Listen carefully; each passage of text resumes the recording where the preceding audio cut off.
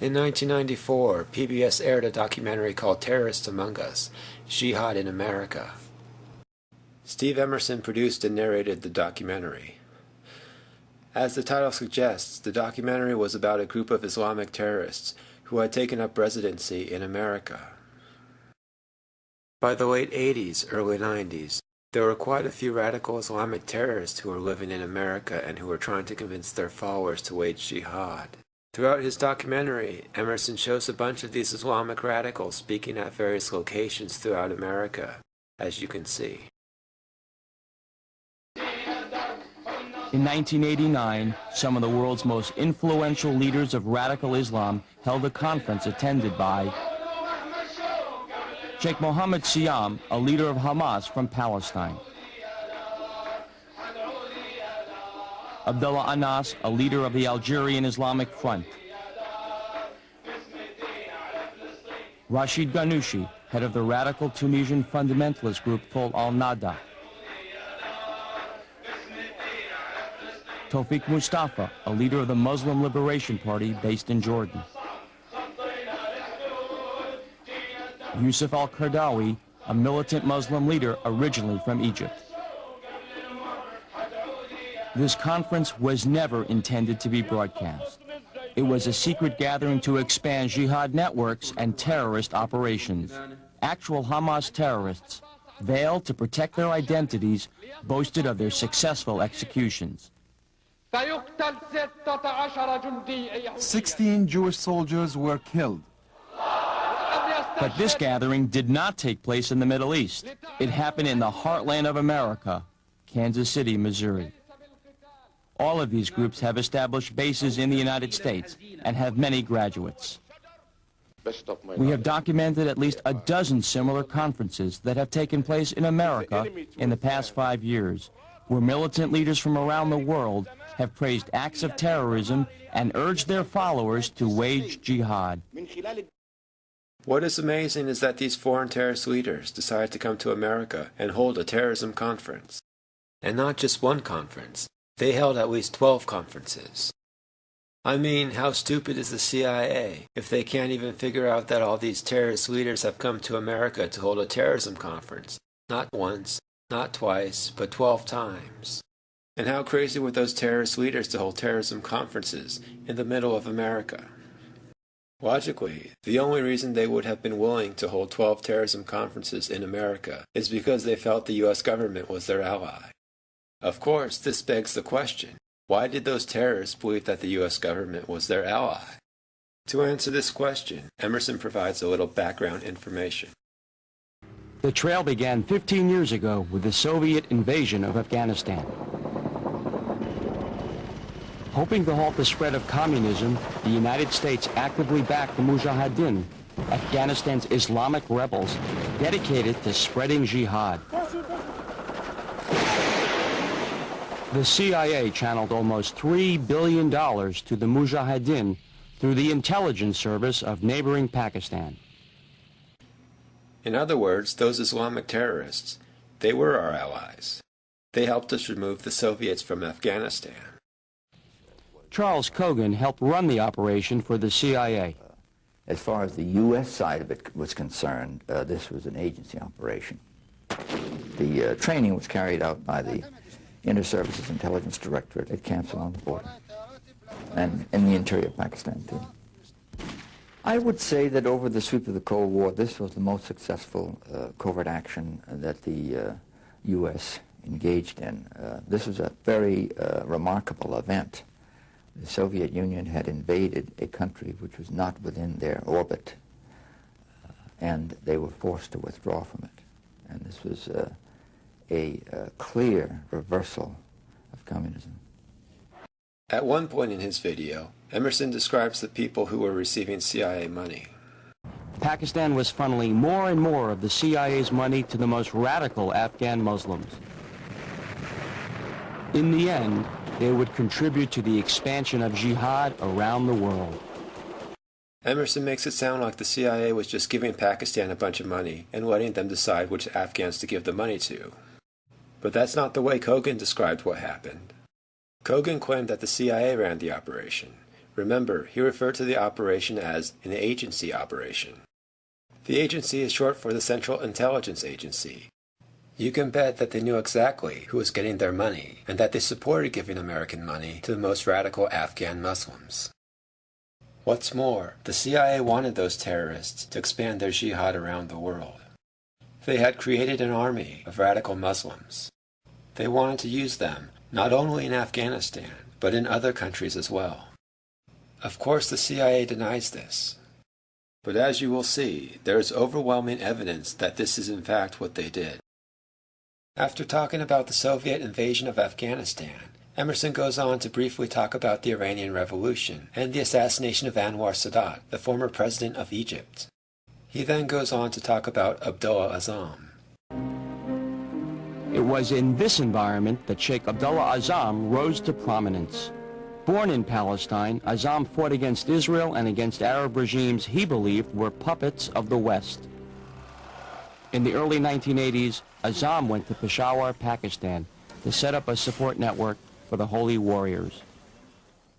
The American headquarters was called the Al-Kifaq Refugee Center, but when translated, the Arabic on their own letterhead reads, the Office of Services to the Holy Warriors.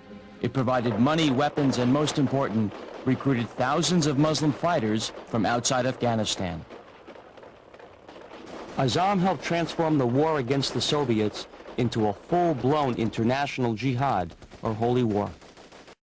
In his documentary, Emerson never explicitly says that the CIA worked with Abdullah Azzam and his Al-Kifaq Refugee Center to oust the Soviets from Afghanistan.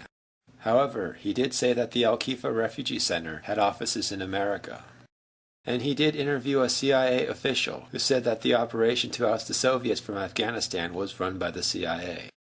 As such, I think it's fair to say that the CIA was working with Abdullah Azzam and his Al-Kifaq Refugee Center. In fact, I have proof of this, which I will show you later on. The reason why Emerson is ambiguous about the relationship between the CIA and the Al-Kifaq Refugee Center is because he does not want his viewers to have the impression that the CIA controlled the Al-Kifaq Refugee Center, even though it did. And you will understand shortly why Emerson concealed this fact. From the Al-Kifaq Refugee Center in Brooklyn, Abdullah Azzam and others would go around the country raising money and preaching holy war. That's actually not the Al-Kifaq Refugee Center. That's actually Masjid al-Farouk. In Arabic, the word masjid means mosque, and the word al means the. So when translated to English, the phrase Masjid al-Farouk means the Farouk Mosque.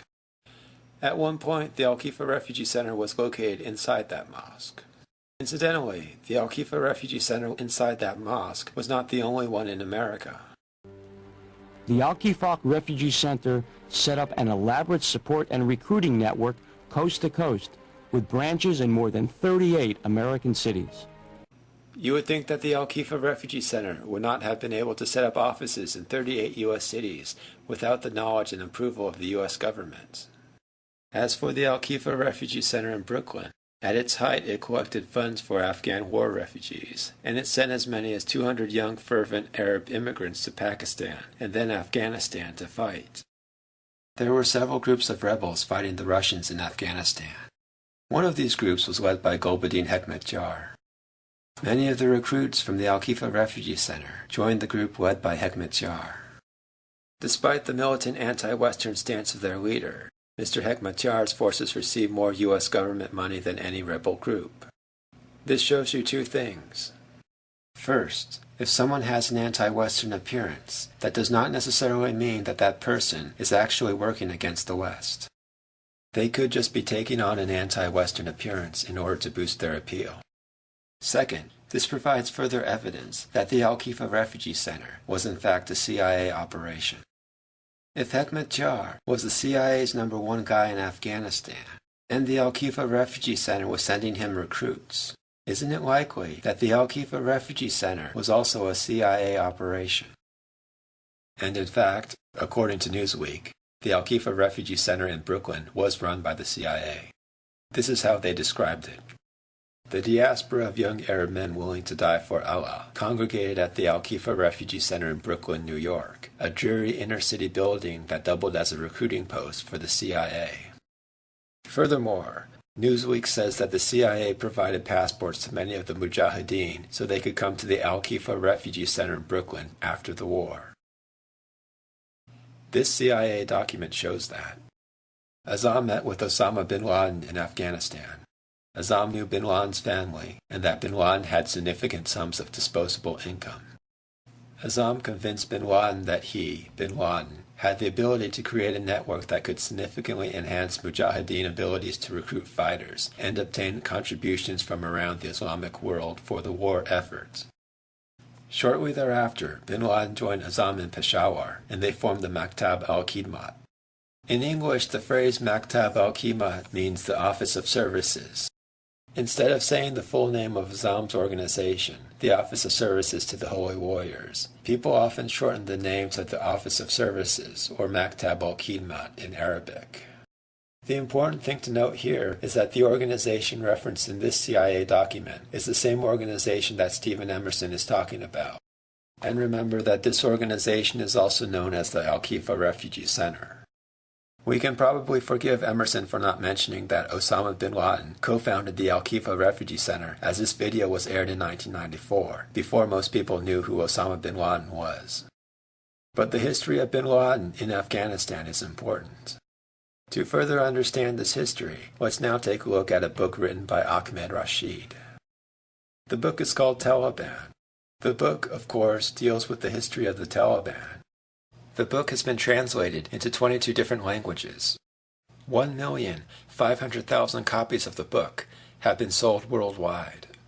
The book is assigned reading in 200 universities throughout America and Britain. Chapter 10 of the book is called Global Jihad, the Arab Afghans and Osama bin Laden. The chapter contains the history of what Osama bin Laden did in Afghanistan during the 80s. Osama bin Laden went to Afghanistan to fight the Soviets. He is the son of Mohammed bin Laden, a Yemeni who emigrated to Saudi Arabia. While living in Saudi Arabia, Mohammed bin Laden founded a construction company, which is today known as the Saudi bin Laden Group, the largest construction company in the world. Mohammed bin Laden was a close friend of the late King Faisal of Saudi Arabia. Apparently, being friends with the Saudi royal family has its benefits. Bin Laden was able to become fabulously wealthy on the contracts to renovate and expand the holy mosques of Mecca and Medina. His son, Osama bin Laden, played an important role in the war against the Soviets in Afghanistan. He led the Saudi contingent in Afghanistan. Pakistani intelligence wanted a Saudi royal prince to lead the Saudi contingent in Afghanistan. But no pampered Saudi prince was ready to rough it out in the Afghan mountains. Bin Laden, although not a royal, was close enough to the royals and certainly wealthy enough to lead the Saudi contingent. The fact that his family ran the largest construction company in the world came in handy. He was able to use personnel and equipment from the Saudi bin Laden group to build roads and depots for the Mujahideen in Afghanistan. In 1986, he helped build the Coast Tunnel Complex, which the CIA was funding as a major arms storage depot, training facility, and medical center for the Mujahideen. Osama bin Laden once told Ahmed Rashid that volunteers were trained by Pakistani and American officers at his training camps. He also told Rashid that the weapons were supplied by the Americans, the money by the Saudis. I mentioned these stories of CIA collaboration with Osama bin Laden because I have sometimes heard people falsely argue that the actions of Osama bin Laden in Afghanistan were somehow separate or independent from the actions of the CIA. These stories show that Osama bin Laden was in fact working closely with the CIA to defeat the Soviets. In addition to not liking the Soviets, apparently, Abdullah Azzam didn't like America either. The world today is arbitrarily ruled by Jews and Christians. The Americans, the British, and others. And behind them, the fingers of international Jewry with their wealth and their women and their media. Abdullah Azzam was the keynote speaker at what was called the First Conference of Jihad, held not in the Middle East, but in Brooklyn, New York.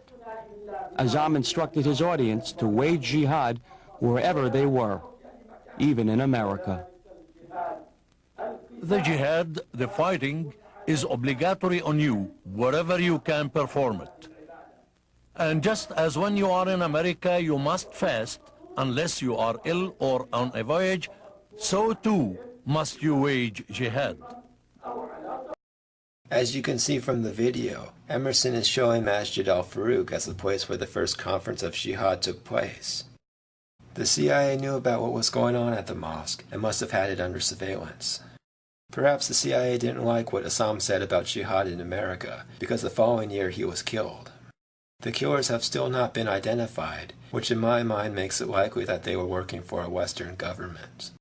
The death of Osama, however, did not end the Al-Qifa Refugee Center, though it did result in a name change. According to Rashid, after the Soviets left Afghanistan, the Maktab would emerge at the center of a web of radical organizations that helped carry out the World Trade Center bombing and the bombings of the U.S. embassies in Africa in 1998. In other words, the Office of Services, otherwise known as the Al-Qifa Refugee Center, became Al Qaeda. Rashid explains the name change on page 132 of his book. After the death of Osama in 1989, Osama bin Laden took over Osama's organization and set up Al Qaeda, or military base, as a service center for Arab Afghans and their families. Emerson never says that the Al-Qifa Refugee Center became Al Qaeda. Again, we can forgive him for this, as the video was published in 1994, and nobody had heard of Al Qaeda at this time. Emerson does, however, talk about the expansion of jihad from Afghanistan to other places. Now, the enemy was no longer just the communists, but Jews, Christians, and moderate Muslims, who they accused of being part of a conspiracy to defeat Islam. Islamic holy warriors began launching terror attacks against Israel, Egypt, and Algeria. The militants' rage was not limited to their enemies in the Middle East. Increasingly, the Islamic holy warriors focused their anger on the West, especially America. Emerson talked to an FBI agent about this worldwide terrorist network that the CIA spawned. What is unique is the international nature, the connection all the way from North America, Europe, the Middle East, Pakistan, Afghanistan, over into Southeast Asia. It is much more global than any type of terrorist network that we've had to deal with in the past. I find it hard to believe that these Islamic fundamentalists can sustain this network without outside support. Given that the CIA created these fundamentalists in the first place, it seems only logical that they maintain control of them after the war in Afghanistan. While the CIA takes credit for running the operation to remove the Soviets from Afghanistan, they seem to have a hard time explaining what came next. I'm not exactly sure what the official CIA story is for what happened afterwards. But it seems like their story is that they just stopped everything and forgot that the Al-Qifa Refugee Center, now Al Qaeda, had 38 branch offices in America. So after the war in Afghanistan, what happened to those 38 Al-Qifa refugee centers in America? These centers became clearinghouses and recruiting offices to support jihad around the world. If the CIA supported the Mujahideen in Afghanistan, isn't it reasonable to suspect that they supported them when they attacked other countries as well? Here's Charles Kogan trying to explain the actions of his former assets. Notice how nervous he is. We had really very few illusions. That's not to say that we could have predicted that some of these Mujahideen might have turned against the U.S. or the West later on. But as I say, our focus was on hitting and hurting as much as possible the Soviet forces in Afghanistan. I don't think we have really anything to be apologetic about. These were the fighting assets, and we had to aid them. What came later, came later. Why so nervous, Kogan? Is it because you worry that someone might discover the truth and refute your bullshit explanation?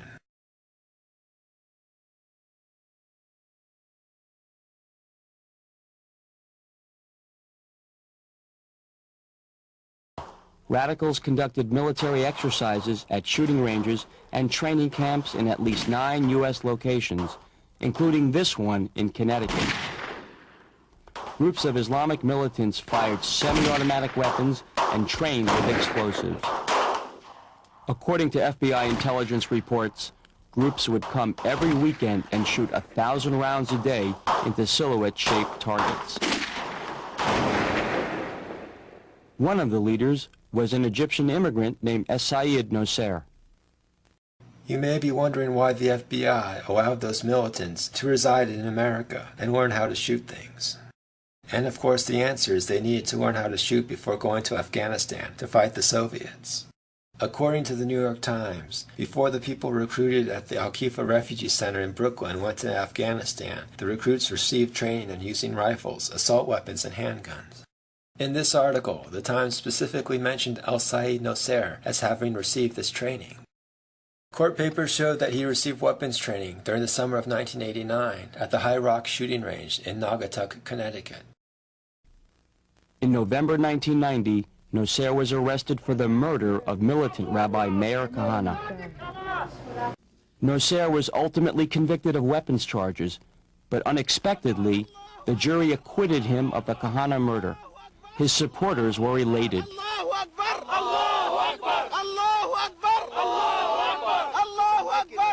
The judge called the verdict outrageous.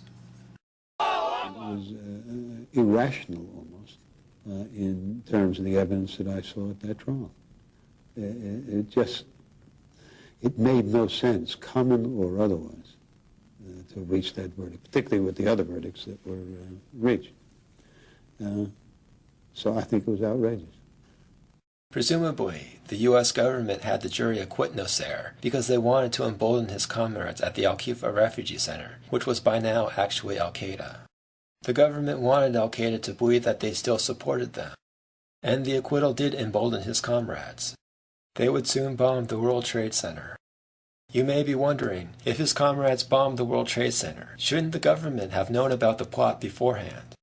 Shouldn't the FBI have investigated his friends and had them under surveillance? Shouldn't the CIA have been watching them?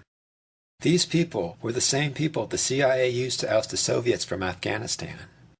The CIA knew about them. Shouldn't they have been able to prevent them from attacking the World Trade Center? Of course the FBI and the CIA could have prevented Al Qaeda from attacking the World Trade Center. But they didn't. And so one must conclude that the U.S. government wanted them to attack the World Trade Center. Even though Nosser had ties to an international radical network, police never investigated the possibility of a larger conspiracy. There was no indication at all of any conspiracy of a nature that has been spoken of. The facts indicate at this point it was a lone gunman who committed a homicide. Nosser was brought to this holding cell in Lower Manhattan after his arrest. By then, detectives had searched his apartment and found 47 boxes full of personal possessions and papers. But investigators dismissed those papers as irrelevant religious materials. It was only after the bombing of the World Trade Center that law enforcement re-examined those papers and realized they had overlooked one of the largest collections of terrorist materials ever found in the United States. The papers included plans to blow up American skyscrapers. The documents would reveal that Nosser was at the heart of a worldwide terrorist network headquartered right here in the United States. Unfortunately, we had that information. It was there, and we didn't see it. Michael Cherkasky was the chief of investigations for the Manhattan District Attorney at the time of the bombing. And looking back at it, there was enormous amounts of significant material in those boxes. Whether they were the precise plans, no, I don't think so, but were there very strong indications that this man and a group of compatriots were involved in terrorist activities which could ultimately lead to a disaster like the World Trade Center? The answer is yes.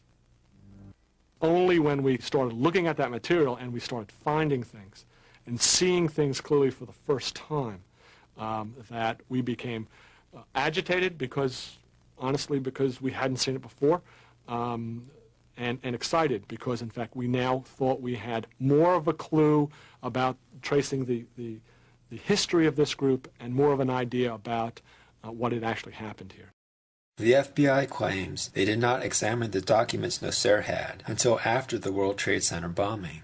It is not credible to argue that law enforcement would not read the documents they seized from a murder suspect.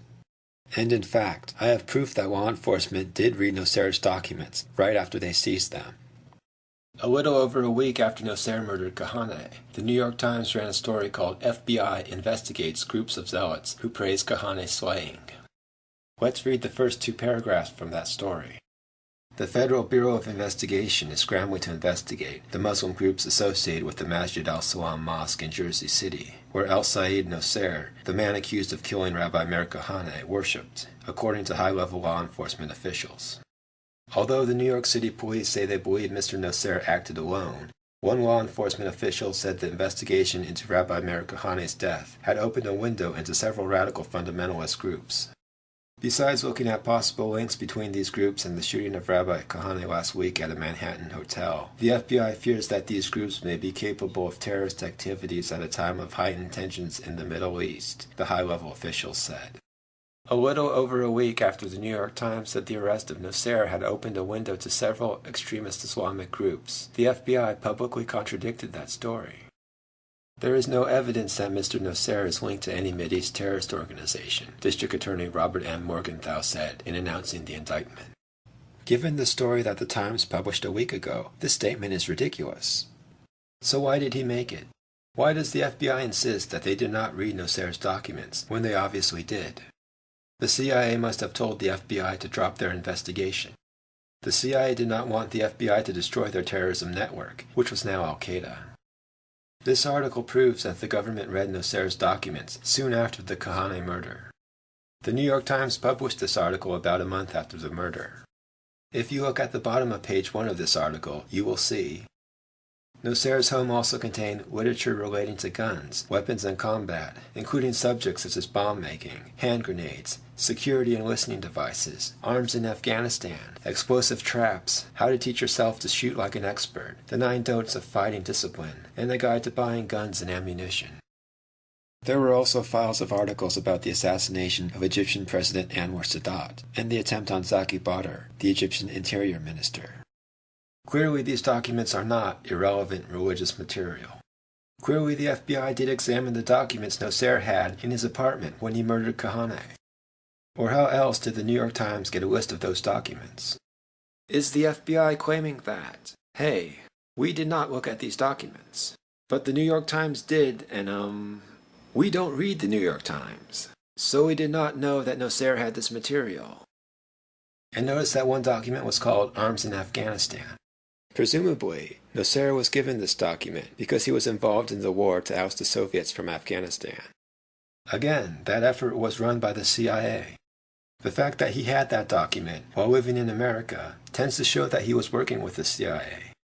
Now let's see what Emerson claims was in those boxes. The boxes included formulas for bomb making, detailed instructions on attacking aircraft, assassination targets, and even classified U.S. military documents. Presumably, the CIA gave him those classified U.S. military documents. Perhaps Arms in Afghanistan was one of those classified U.S. military documents. Again, the war to oust the Soviets from Afghanistan was a CIA operation. The fact that Nasser had these documents implies that he was working with the CIA to remove the Soviets from Afghanistan. Amazingly, Nasser continued to work for Al Qaeda while he was in prison, and the U.S. government let him. This proves that our government wanted Nasser to carry out his acts of terrorism. From his prison cell, Nasser continued to organize the campaign of terror. Prison logs show that he met with several of the conspirators to help plan the World Trade Center bombing. So after not stopping Nasser from killing Kahane, the government allows him to organize the attack on the World Trade Center from jail. Somehow, the prison, which should be monitoring his communications with the outside world, just missed that part. He was a soldier when he shot Kahane, and in some ways his status was elevated to be a soldier, a trainer, an example, a martyr for the movement, who was allegedly continually demanding that the movement move forward, that they take more strident action, that he was sitting in jail for what he had done, and that others had to pick up the mantle. So while Nasser is urging his followers to kill more people, the prison officials, who should be monitoring these conversations, are doing what? Apparently, they were monitoring these conversations because the FBI did indeed have Mohammed Saleh under surveillance before he attacked the World Trade Center. The FBI began monitoring him after he visited Said Nasser in prison.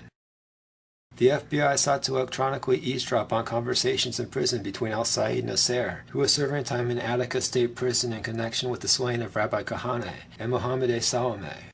Whether tape recordings were made was something officials refused to confirm yesterday. The FBI probably didn't want to acknowledge the existence of the tapes because Nasser and Saleh probably discussed the attack on the World Trade Center. If the FBI said they had tapes which suggested that Saleh was going to bomb the World Trade Center, people would wonder why the FBI didn't stop the attack. Of course, the mere fact that the FBI had Saleh under surveillance before the attack shows that the FBI knew the attack was coming. And Saleh wasn't the only World Trade Center bomber who visited Nasser in jail. Many of the suspects were also fervent supporters of Said Nasser. They showed up at Mr. Nasser's trial and have visited him at Attica State Prison. You would think that the FBI would be monitoring these people. And indeed they were. 5 months before the World Trade Center bombing, about 20 members of the two mosques in Brooklyn and Jersey City, where several Trade Center suspects worshipped, were subpoenaed to appear before a federal grand jury. The subpoenas, issued to people who had visited Said Nasser in prison or attended his trial, indicates that federal agents had been pressing harder than was previously known to make inroads into the small emigre world from which the Trade Center suspects came. Actually, FBI surveillance of the terrorists goes back much further than that. The FBI had photographed the terrorists in 1989, 4 years before the bombing of the World Trade Center. James P. Fogel, an FBI agent, said he photographed several suspects as they came in and out of a mosque at 552 Atlantic Avenue in Brooklyn on July 2, 1989. The mosque at that address is Masjid al-Farouk. He and other agents then followed the men as they drove to the Calverton shooting range near Riverhead, Long Island, where Mr. Fogel photographed them firing what he said were AK-47 assault rifles and 9mm semi-automatic pistols at targets. Obviously, the government wanted to keep tabs on their assets. And not only did the FBI have the terrorists under surveillance before the bombing, they also had an informer who had infiltrated the group.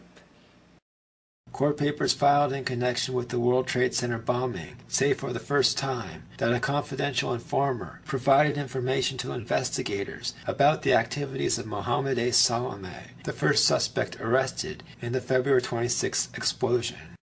The informer was said to have helped Mr. Saleh learn to drive a van approximately 2 days before the World Trade Center explosion. The informant, Imad Salam, was working for the Federal Bureau of Investigation since at least November 1991. The revelation that Mr. Salam was in contact with the federal government that long ago raises new questions about why the FBI was unaware of the plot to bomb the World Trade Center on February 26th. Amazingly, Imad Salam apparently taped the conversations he had with his FBI handlers. And in those tapes, you can hear Salam say that he warned the FBI of the World Trade Center bombing before it happened. And you can hear the FBI agent apparently agreeing with Salam. Correspondent Jacqueline Adams has the story. FBI agents might have been able to prevent last February's deadly explosion at New York's World Trade Center. They discussed secretly substituting harmless powder for the explosives, but they didn't, according to the FBI's own informant, Imad Salam. Unbeknownst to the FBI at the time, Salam recorded many of his conversations with his handlers. In one, Salam complains to an FBI agent, "Since the bomb went off, I feel terrible. I feel bad. I feel here is people who don't listen." The agent replies, "Hey, I mean, it wasn't like you didn't try and I didn't try. You can't force people to do the right thing." At another point in their conversation, Salam said, "You were informed. Everything is ready. The day and the time. Boom. Lock them up and that's that. That's why I feel so bad." Other people confirmed that Salam had warned the FBI in advance. Barbara Rogers, the former wife of the informer Imad Salem, said the day after the explosion, Mr. Salem was upset and told her the bombing could have been averted if the FBI had heeded his warnings. He had told the agency that several buildings had been targeted, she said, and he gave them names of several men, including Mahmoud Abu Halima and Ibrahim El-Grabrowni, who were later arrested in the case.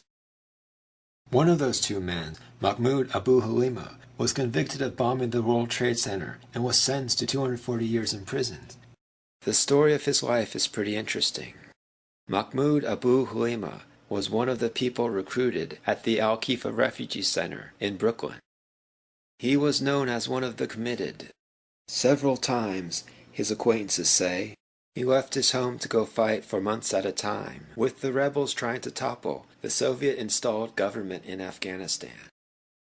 Abu Halima came to America on October 4, 1986, with a German passport and a tourist visa. According to the New York Times, he overstayed his visa by 5 years, and it was not clear how he left and re-entered the country to go to Pakistan. Not clear how he left and re-entered the country? Let me guess. The CIA told immigration to give him a special exemption to enter and leave the country. While living in America, he worked as a cab driver. Nevertheless, Abu Halima became a permanent resident under a special exemption in the 1986 Immigration Reform Act, under which he claimed an exemption as an agricultural worker. How did Abu Halima get an exemption as an agricultural worker when he was a cab driver who overstayed his tourist visa by 5 years? Let me take another guess. Same answer. The CIA told immigration to make him a permanent resident. So the guy who the CIA presumably helped enter and leave the country on multiple occasions, using a tourist visa for 5 years too long, which allowed him to obtain permanent residency under a special exemption for agricultural workers when he was really a cab driver. That guy helped detonate a bomb at the World Trade Center. And the CIA didn't know about it? I don't think so. Not only did the U.S. government know about the World Trade Center terrorist network in Brooklyn, the Egyptian government also knew about that terrorist network. And they warned us about that terrorist network before the bombing. President Hosni Mubarak of Egypt said today that America could have prevented the bombing of the World Trade Center if American officials had heeded his warnings about an Islamic fundamentalist network in the United States. You may be asking yourself, why did the CIA have Al Qaeda detonate a bomb inside the World Trade Center? There were several reasons. Here's one. The CIA used the bombing as an excuse to lash out at other governments. Throughout the investigation, the New York Times would hint at foreign involvement in the plot. Presumably, whenever the CIA wanted an excuse to lash out at this or that government, they would leak a story to the New York Times which hinted at that country's involvement in the bombing. In the immediate aftermath of the bombing, however, the government told the Times that there was no foreign involvement. More and more, one leading law enforcement official said, the bombing is seen as an act by ill-trained New York area plotters operating independently and without direct orders from a foreign government or international terrorist network. But he cautioned that this view could change as the investigation progressed. The New York Times printed this article on March 26th. A month later, the New York Times was singing a different tune. On April 25th, the Times said, signs are mounting that the attack was part of a wide conspiracy that involved huge payments from abroad. The U.S. government traced this money to Iran and Germany. This case has some fascinating turns coming up in it, said one law enforcement official.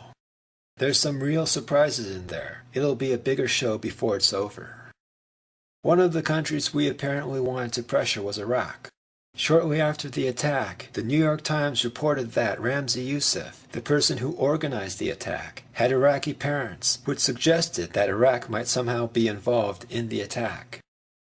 Investigators are examining whether the World Trade Center bombing could have some relation to Iraq.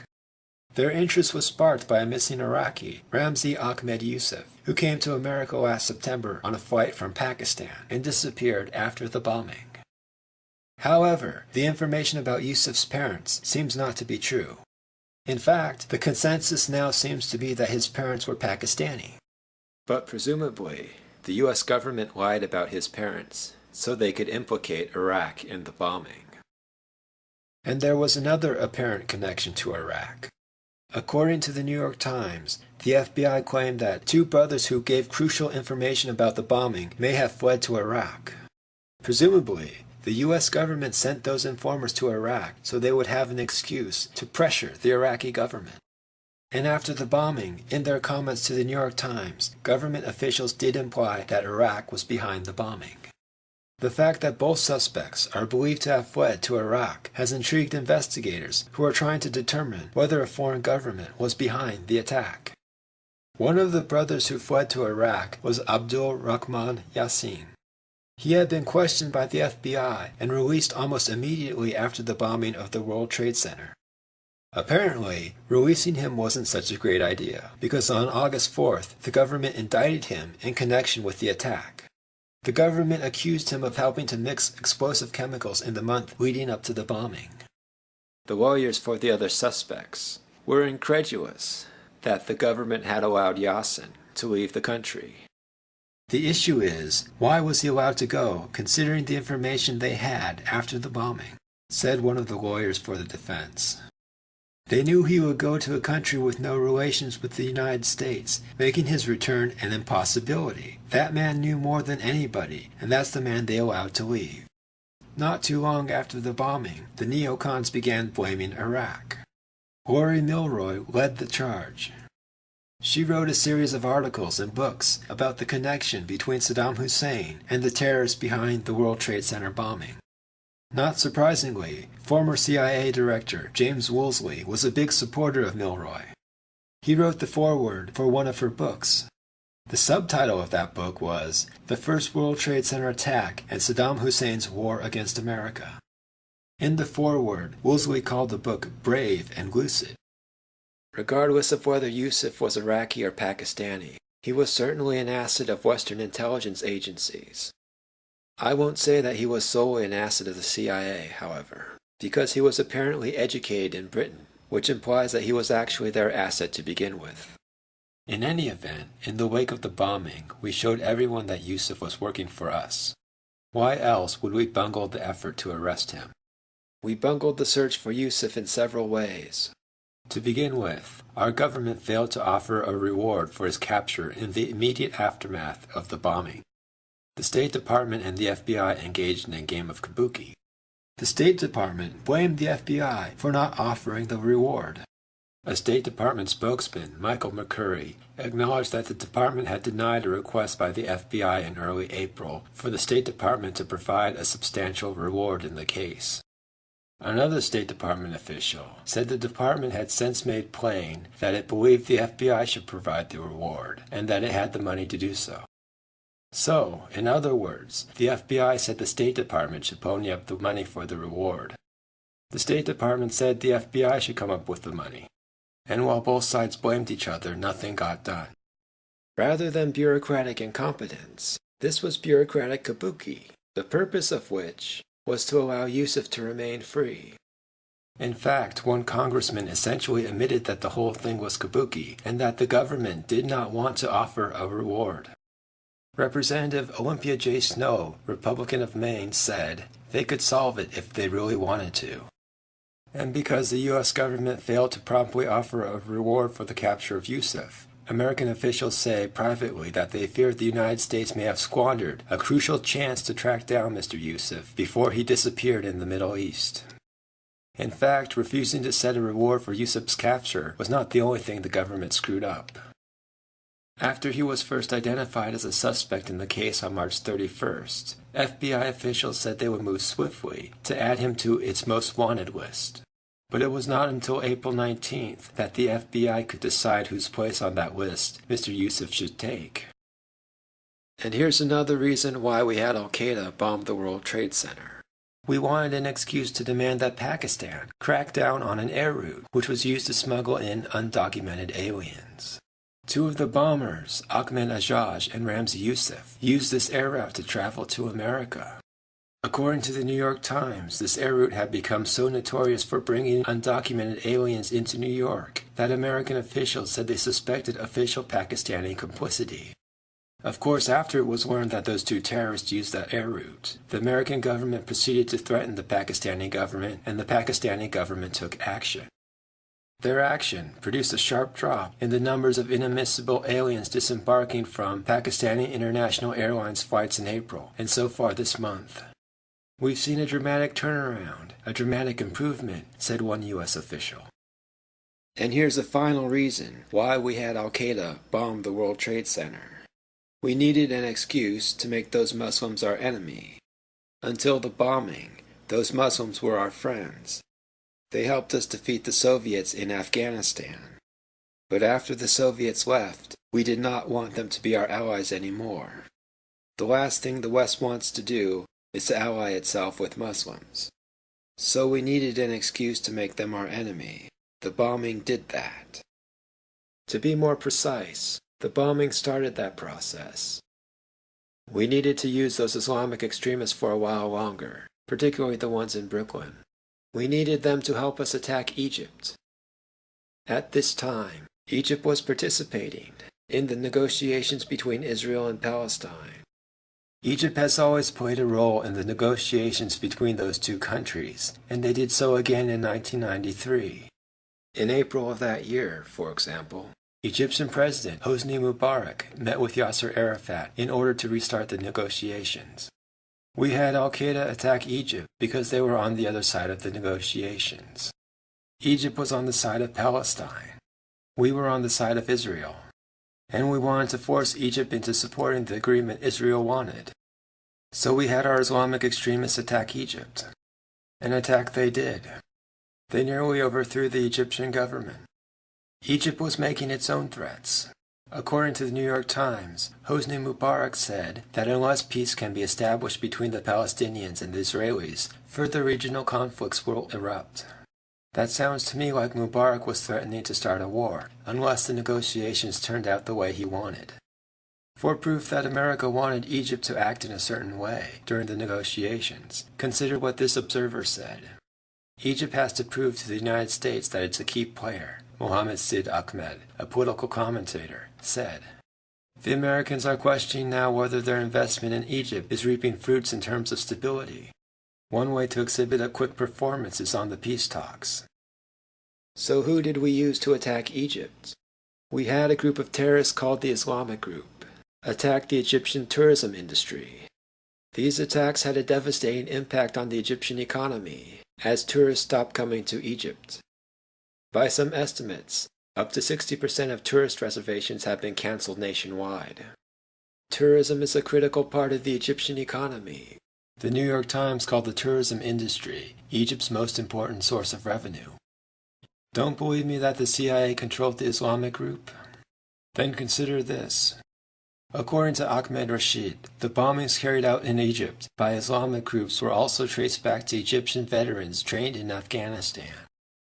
Remember, in Afghanistan, those militants participated in a CIA operation. So if later on those militants attacked Egypt, isn't it reasonable to think that the CIA had them do it? Still don't believe that the CIA controlled the Islamic group? Then how do you explain the fact that their leader, Sheikh Omar Abdel Rahman, led the group from Brooklyn? According to the New York Times, Sheikh Rahman had a group of followers in Egypt, known as the Islamic Group, which conducted a series of killings, both in Egypt and the United States, including the recent attacks against foreign tourists in Egypt. He is the same person that Emerson and the FBI accused of orchestrating the assassination of Mercenaires and the bombing of the World Trade Center. That in fact it was a long-term conspiracy that had been hatched by Sheikh Rahman. Sheikh Omar Abdul Rahman, leader of a militant Egyptian movement, came to the United States in 1990. He would soon assert control over the jihad movement in the U.S. The killing of Kahana was the first act of terrorism planned and carried out by Sheikh Omar Abdul Rahman's foot soldiers. Omar Abdul Rahman was accused in Egypt of enticing people to kill Sadat. He got away with it. He came here. I heard him myself talking about jihad, and I heard him and I understand how he could convince people in the way of jihad, in the wrong meaning of the word jihad. Sheikh Rahman came to the U.S. in the summer of 1990. Immediately after arriving in America, Sheikh Abdel Rahman was invited to be the Imam of Masjid al-Faruq. Remember, Masjid al-Faruq was the home of the Al-Khifa Refugee Center. And so when Sheikh Rahman became the Imam of Masjid al-Faruq, he also became the head of the Al-Khifa Refugee Center in Brooklyn. Basically, he took up where Abdul Azam left off. Sheikh Abdul Rahman actively recruited followers across the country. Like Abdullah Azam, Sheikh Rahman recruited fighters for the war in Afghanistan, at least initially. The obligation of Allah is upon us to wage jihad for the sake of Allah. It is one of the obligations which we must undoubtedly fulfill.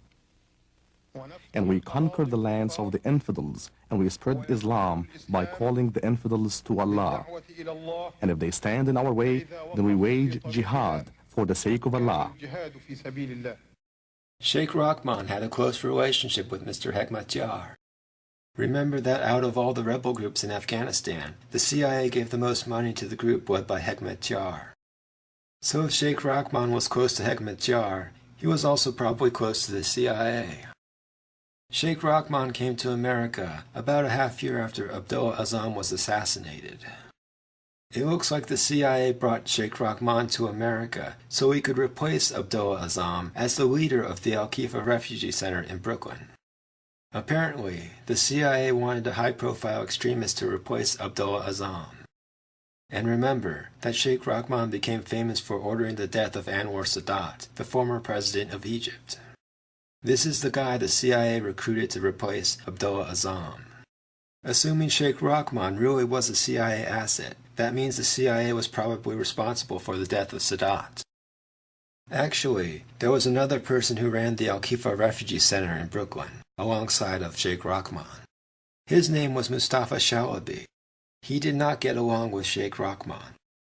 The Sheikh and Mr. Shalabi had a power struggle over control of the Mujahideen fundraising group, according to acquaintances of the two men, with the Sheikh trying to use the funds for his own efforts to promote Islamic revolution in Egypt against the Mubarak government. Mr. Shalabi was found murdered in his Seagate home in March 1991. No one has ever been prosecuted for killing Shalabi.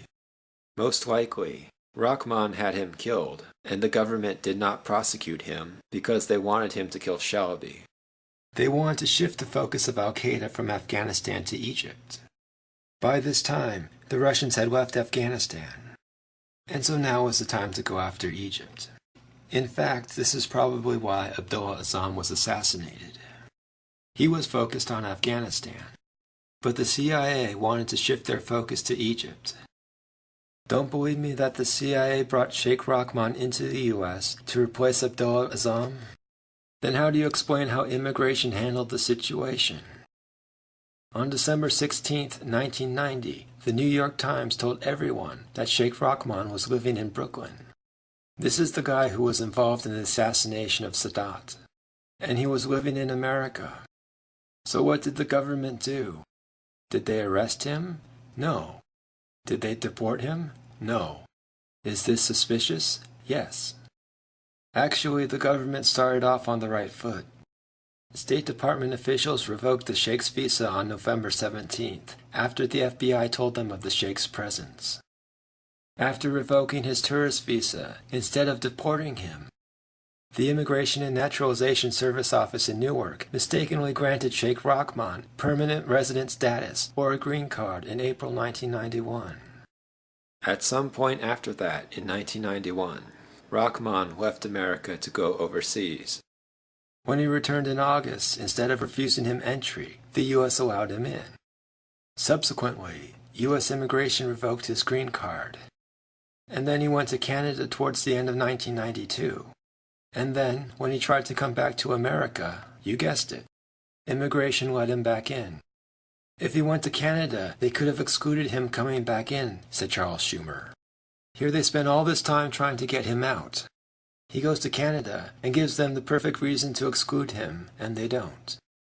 It would certainly be illegal for him to come back in, said William R. Tillman, an immigration official. To depart the United States is in effect to abandon the application for admission. Incidentally, Canada should not have allowed him in either. The New York Times mocked immigration for allowing Rahman to enter and leave the country at will. With one eyeball missing entirely, and the other disfigured, the sheikh is hardly difficult to recognize, said the Times. After looking at the way immigration handled Sheikh Rahman, there is only one reasonable conclusion. The government intentionally allowed him to enter and leave the country whenever he wanted. No other explanation makes sense. Remember, this is the guy who was involved in the assassination of Sadat. This is the guy who was telling his followers to blow up things in Egypt. The fact that our government had allowed Sheikh Rahman to live in Brooklyn had not gone unnoticed in Egypt. Remember, Egypt had warned us that members of the Al-Khifa Refugee Center in Brooklyn would bomb the World Trade Center. And they were happy to point out that Sheikh Rahman led that group. About a month after the attack on the World Trade Center, the New York Times printed this story. Senior Egyptian officials said that several months ago, they had given the Americans detailed warnings about the activities and inflammatory oratory of Mr. Abdel Rahman and his operation in New Jersey, and about mosques in Brooklyn through diplomatic and intelligence channels. In an interview with the New York Times, President Mubarak called on the Clinton administration to crack down on Sheikh Rahman and the Islamic group. Mr. Mubarak called on the new administration to take a more active role in stemming international terrorism, particularly activities inspired by Islamic fundamentalist groups. He blamed the current violence in Egypt and elsewhere in the Middle East, in part on Iran, and in part on veterans who fought with Afghan guerrillas, as part of the American-backed war against the Soviet-backed communist government in Kabul. His remarks imply that America was taking a lackadaisical attitude towards Islamic terrorism. Now why would that be? The most logical reason is that America controlled those groups and was using them for our own purposes, just like we did in Afghanistan. The Egyptian government was fairly explicit in its allegations about what Sheikh Rahman was doing in New York. Sheikh Omar Abdel Rahman uses New York as a base, said the director of the Egyptian State Information Service. He raises funds and sends money back to Egypt with couriers. He passes on messages to his followers, giving orders about what they should do next and who they should target. We do not understand why the U.S. authorities have allowed him to enter the country. I'm sure this guy knew exactly why America allowed Sheikh Rahman to orchestrate those attacks from Brooklyn. He just didn't want to state the obvious, that America wanted the Islamic group to destabilize the Egyptian government. Had he directly accused America of trying to overthrow his government, I'm sure that America would have retaliated. Presumably, we would have told the Islamic group to increase the frequency and severity of their attacks. Not only did Egypt want America to rein in Sheikh Rahman, they also wanted us to keep him. "Oh, keep him in your country," said Egyptian President Hosni Mubarak. "We don't need Abdel Rahman. You accepted him in your country, keep him." So obviously, after having Sheikh Rahman for decades, Egypt didn't want him back. They wanted us to deal with him.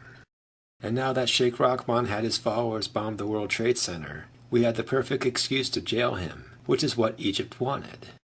But would we do it? As time wore on, the Egyptian government became more explicit in its accusations against America. In July, they accused the U.S. government of providing publicity for Sheikh Rahman in order to increase his power. The high profile that the Clinton administration and the American press have given to the sheikh and to the rest of his followers is seen by many Egyptian officials as an effort to enhance the stature of Egypt's Islamic militant movement.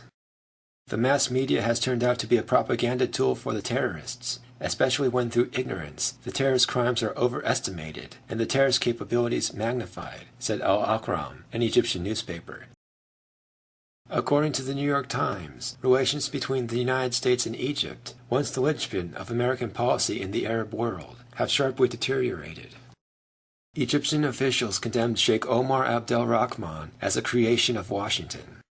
Senior Egyptian officials, including President Mubarak, contend that the U.S. government repeatedly ignored their warnings about the dangers posed by Mr. Abdel Rahman.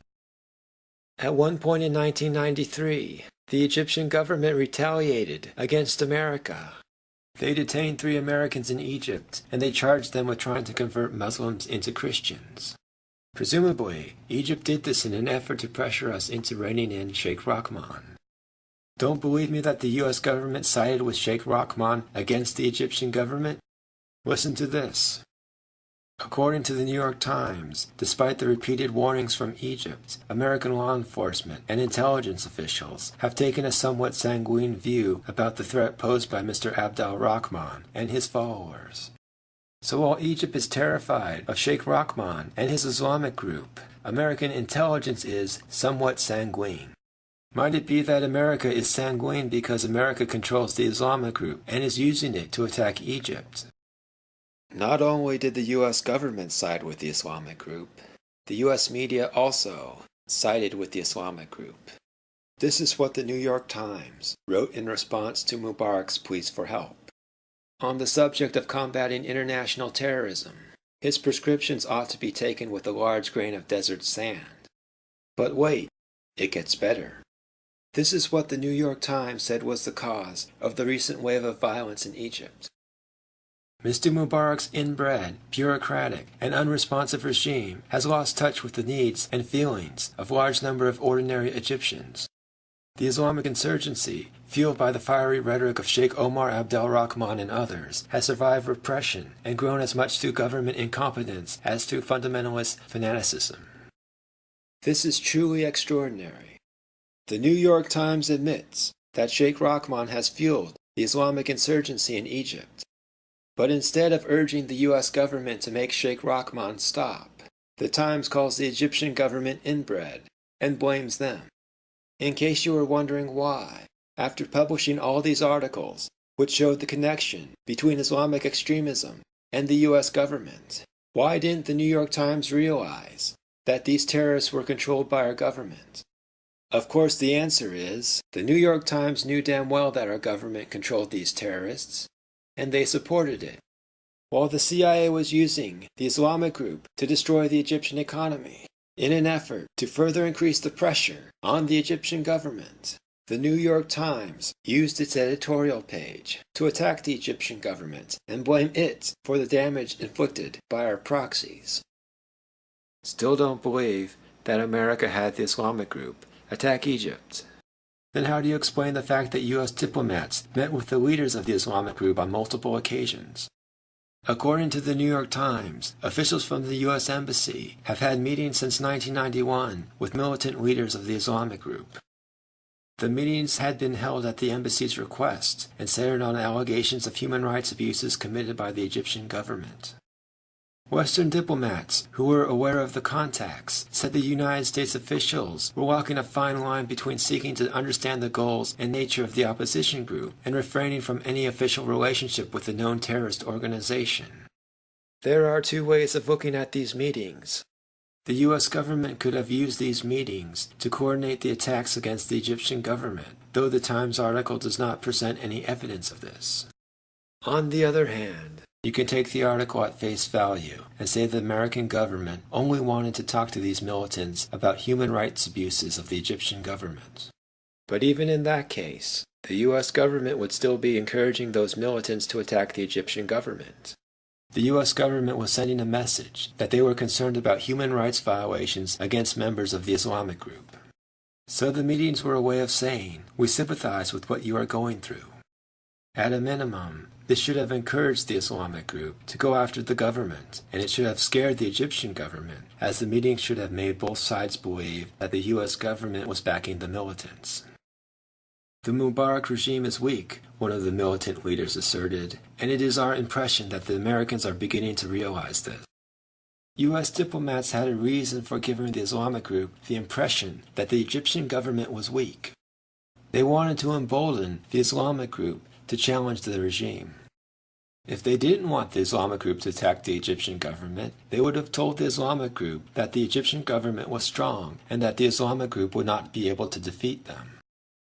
The militants say the government is corrupt and repressive, said a Western diplomat, and as long as the government ignores these charges, which are largely true, they will fail to garner much support. Not many people care if policemen get shot. Gee, I wonder what side he is on. And we did other things to coax the Islamic group into attacking Egypt. Remember, after Mahmoud Abu Halima bombed the World Trade Center, he flew to Egypt, where he was arrested. Egypt agreed to extradite Abu Halima to America. But they had one condition. The Egyptian government did not want the public to know that they extradited Abu Halima to America.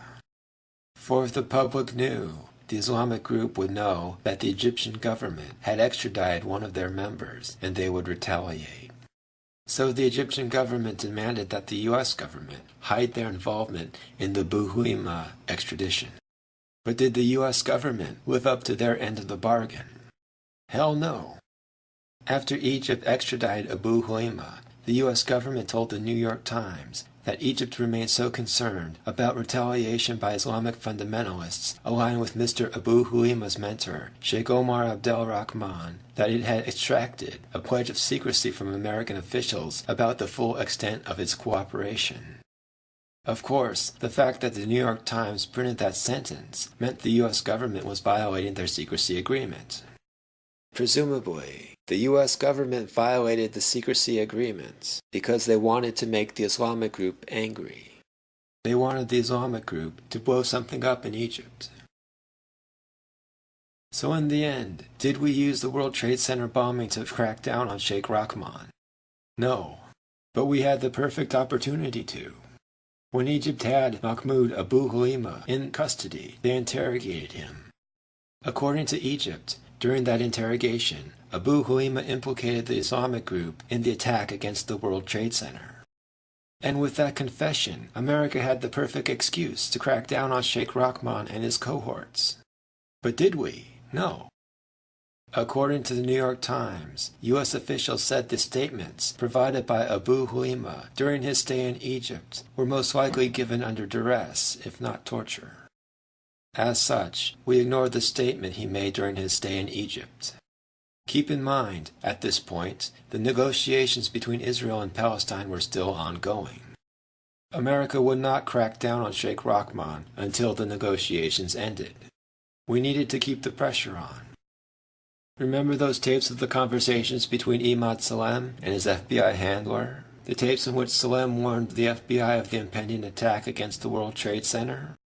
Presumably, the government released these tapes because they wanted to imply that the attack was orchestrated by the U.S. government, which it was. As such, Sheikh Rahman and his followers should not be blamed because they were only doing what the U.S. government told them to do. In effect, the tapes were a way of showing the Egyptian government that America would not crack down on Sheikh Rahman, at least not at this point. In addition to blaming America, the Egyptian government also blamed Iran. According to the New York Times, Mr. Mubarak had raised specific concerns about Iran's role in promoting Islamic violence against Egypt's secular government and elsewhere in the region. President Mubarak talked to us about Iran's role in establishing terrorist training camps in the Sudan that Cairo believes are being used as bases for the attacks against officials, tourists, and other targets in Egypt. U.S. government officials have said there is evidence that Iran has helped train members of those groups, both at the Sudanese camps and at others in Lebanon. In the final analysis, these groups were controlled by America. But if they have links to Iran, doesn't that imply that America has links to Iran? This just shows you that relations between America and Iran are not as adversarial as they seem. And there's one other thing. This article was published in the spring of 1993.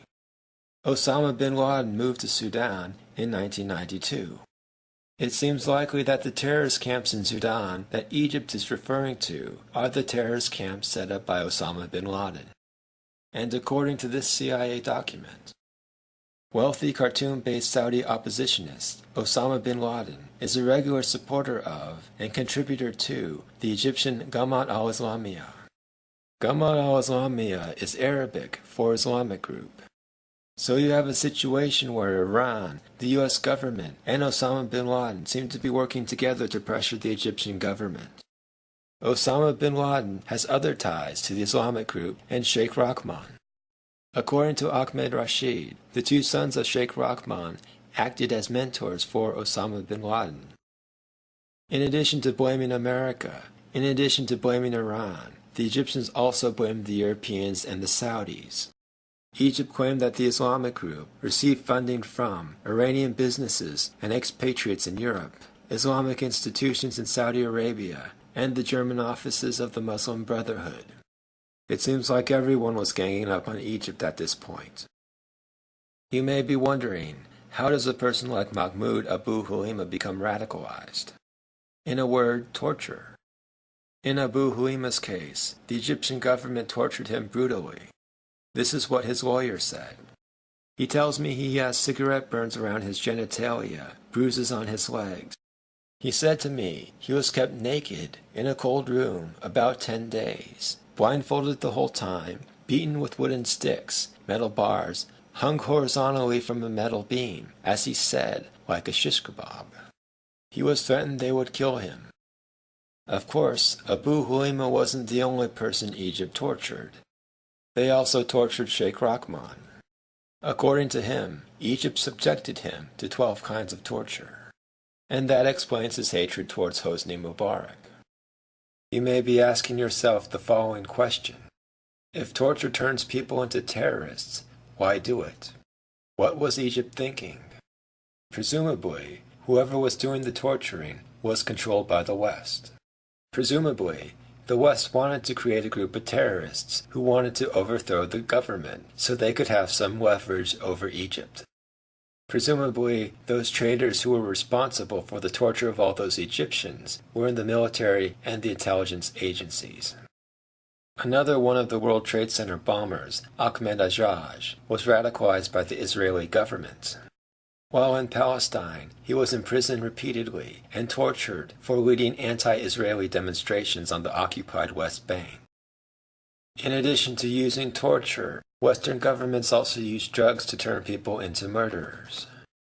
The government has a wide variety of drugs, which they illegally administer to unsuspecting victims. Some of these drugs make you very angry. I know because the U.S. government has at times administered these types of drugs to me. These drugs have a wide range of effects. In fact, in my experience, the effects are similar, if not identical, to the effects that anabolic steroids have. Actually, I have never used anabolic steroids, so I can't be sure that the effects are identical. But while having these drugs administered to me, in addition to becoming fairly angry, I do notice a substantial increase in my ability to exercise. My voice deepens, and my testicles do seem to shrink. These are all symptoms of anabolic steroids. If you want to see what it looks like to be on these drugs, take a look at this woman. I don't have any proof that this woman was drugged, but the government has been administering these drugs to me, and that's what it kind of looks like when you're on these drugs.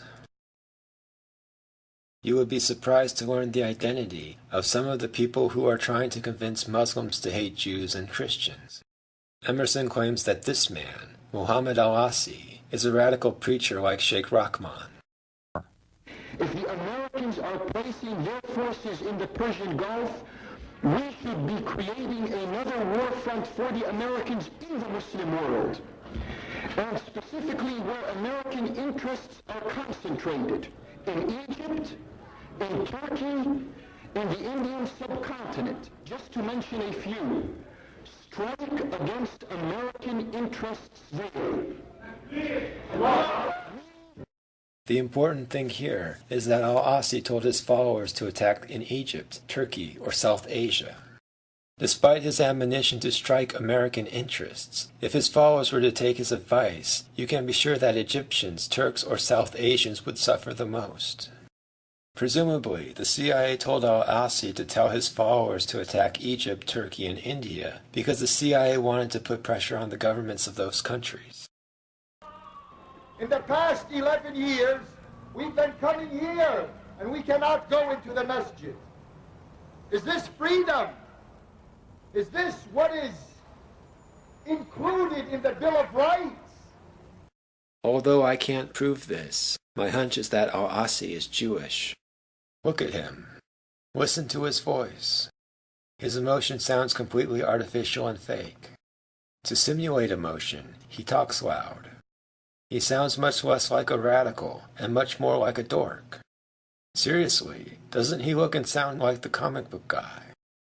I would say that the Jews have disproportionate control over the instruments of government. I would say Capitol Hill is Zionist-occupied territory. I would say the executive building, the White House, is also under a cloud of a Zionist umbrella, and so can be said about the State Department, the Pentagon, etc. In fact, when you listen to al-Asi speak, it appears that he often has to restrain himself from bursting out into laughter. Apparently, he thinks what he is doing is funny. Presumably, he is laughing at his Muslim followers for buying into his silly con job. We're not picking on the United States. We're not picking on anyone. We're just dealing with the people who are coming and causing us all these problems. Why is the United States placing itself in the middle of all of these problems? If it extricates itself from all of this, it will not force us to do what we are forced to do. But if it stirs a hornet's nest, the hornets are not going to respond in a lackadaisical manner. Do you believe then in the use of violence, even as a last resort? Yes, I believe in the use of violence. Well, wait a minute. Don't take this issue or put words in the mouth of the interlocutor.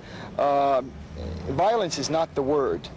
The use of arms, I think, would be the word, the more accurate word to use here.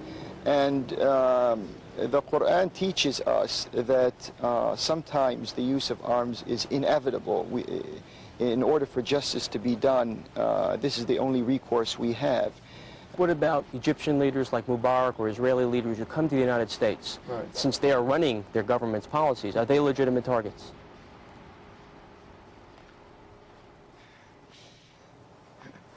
No, unless the United States becomes a war front, they're not legitimate targets. Unless the U.S. becomes a war front? Unless the United States becomes a war front. And at what time would it become a war front? When do places become war fronts? When you have a war. Is there emerging a war front condition at this point? No, I don't think there's a war front here in the United States at this point. I think if the whole scenario continues the way it has, inevitably the United States is going to be reaching a type of war front. Yeah, but not right now. How much longer do we have? That's very hard to predict. I mean, if I knew the answer to that, I'd probably be somewhere else.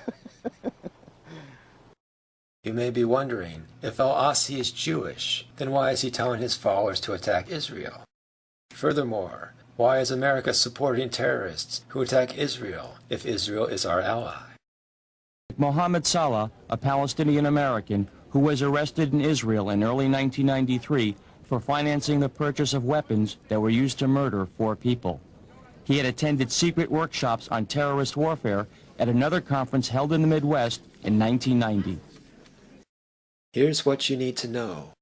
Israel plans on seizing all of Palestine, and they use Palestinian terrorism as an excuse to do it.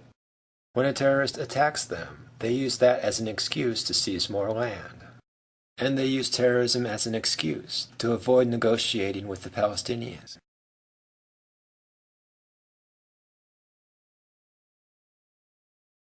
We did not crack down on the Brooklyn terrorist network until a few months after the World Trade Center bombing. At that point, those terrorists were planning to detonate powerful car bombs at the United Nations headquarters in New York the Lincoln and Holland tunnels, 26 Federal Plaza, an office building in Lower Manhattan that houses the FBI, and other strategic targets. The terrorists also wanted to conduct a series of assassinations. Secretary General Boutros Ghali of the United Nations and President Hosni Mubarak of Egypt were on the group's hit list, as were Senator Alphonse D'Amato and a New York State Assemblyman. In this case, many of the terrorists who were going to participate in the attack came from Sudan, where Osama bin Laden was living. 5 of the suspects were born in the Sudan. 6 of them worshipped at the mosque of Sheikh Omar Abdel Rahman. The Sudan has emerged as a principal transit point for Egyptian and Algerian veterans of the war with Afghanistan who want to return home to join domestic Islamic fundamentalist movements. It was through Sudan, too, that Sheikh Omar Abdel Rahman made his way to the United States in 1990, granted a visa in the American Embassy in Khartoum. The ringleader of the group, Sadiq Ibrahim Sadiq Ali, was a personal interpreter of Mr. Abdel Rahman. Sadiq Ali said he was entrapped by Mr. Salem. Remember, Imad Salem was the FBI informer who had infiltrated the group. Sadiq Ali may be right. After creating all these terrorists for the war in Afghanistan, the CIA may have wanted to dispose of them. Having them try to blow up the UN and arresting them before they could carry out the attack would definitely do the trick. Finally, on July 2nd, about a week after the government arrested the terrorists involved in the latest plot, Janet Reno ordered the arrest of Sheikh Rahman. But America would not indict him until over a month later. In fact, after detaining Sheikh Rahman, we immediately threatened to release him unless the Egyptian government offered to take custody of him. State Department officials said that under American law, Mr. Abdel Rahman, who was appealing an expulsion order, could leave and seek refuge in a third country that would support his militant goals, including the overthrow of the Egyptian government. Rahman had the option of leaving the country, because the American authorities detained him on immigration charges, instead of charging him with a crime. The only way to counter such a departure, American officials said, was a formal extradition request by the Egyptian government. This, of course, made Egypt angry. They wanted America to deal with Sheikh Rahman. They had Sheikh Rahman once before, and that didn't turn out so well. They were hoping that we would dispose of the Sheikh ourselves. 2 months later, we finally did. 2 months after she turned down recommendations to charge Sheikh Omar Abdel Rahman as a terrorist, Attorney General Janet Reno reversed herself and approved an indictment. The U.S. government charged Sheikh Rahman with complicity in a conspiracy, beginning with the shooting death of Rabbi Meir Kahane in 1989, and continuing through the World Trade Center bombing in February and the bombing and assassination plot uncovered in June. The decision to indict him was made on Monday in a closed-door meeting of the Justice Department's top brass. As you can see, the story was published on August 26th. So if the Justice Department decided to indict Sheikh Rahman on Monday, that means they made their decision on August 23rd. Notice that the Justice Department indicted Rahman for the death of Meir Kahane, which means that they should have indicted him 3 years earlier in 1990. But they waited until August 23rd, 1993. Why did they do that? Israel and Palestine completed the negotiation for the Oslo Accords on August 20th. America decided to indict Sheikh Rahman only 3 days later. This is not a coincidence. Disposing of Sheikh Rahman was America's way of rewarding Egypt for its role in the negotiations. So after Egypt helped create the Oslo Accords, America had to uphold its end of the bargain and get rid of Sheikh Rahman. Of course, the Oslo Accords were meaningless. None of the key issues were decided in the agreement. The key issues are defining the borders of Palestine, defining the status of Jerusalem, and dealing with the Palestinian refugees. The reason why the agreement solved none of those key issues is because America and Europe have always wanted the Middle East to be at war with itself. Resolving those key issues would do much to end that war. To prevent that from happening, America had the Islamic group blow up things in Egypt to make sure that Egypt would offer its consent to an agreement that resolved none of the key issues. Of course, the other reason why there is no peace agreement is because Israel wants to seize the rest of Palestine. By not resolving the borders issue, that allows Israel to continue to seize Palestinian territory. This will not stand. On February 6, 2011, Bill O'Reilly interviewed Obama before the Super Bowl. At the start of the interview, the two talked about the revolution in Egypt. O'Reilly seemed to be worried that if America took a hard line against President Mubarak, that bad things might happen. And the other problem is Mubarak knows a lot of bad things about the United States. I'm sure you're aware of that. So I'm just worried that he might go off the reservation. O'Reilly seemed to be worried that Mubarak might tell the world the truth about Al Qaeda, depending on how America approached the situation in Egypt. The amazing thing is that O'Reilly seems to know about all the bad things America has done in Egypt, but yet he is willing to keep this information secret. That makes him an accomplice and a criminal. And neither he, nor Obama, nor his staff, nor the military, nor the CIA, nor academia, nor the rest of the media will escape unpunished. History ends here. O'Reilly had a good reason for fearing that Mubarak might go off the reservation. In fact, he's done it before, sort of. After the World Trade Center bombing, during an interview with an Egyptian newspaper, he said the following about Omar Abdel Rahman.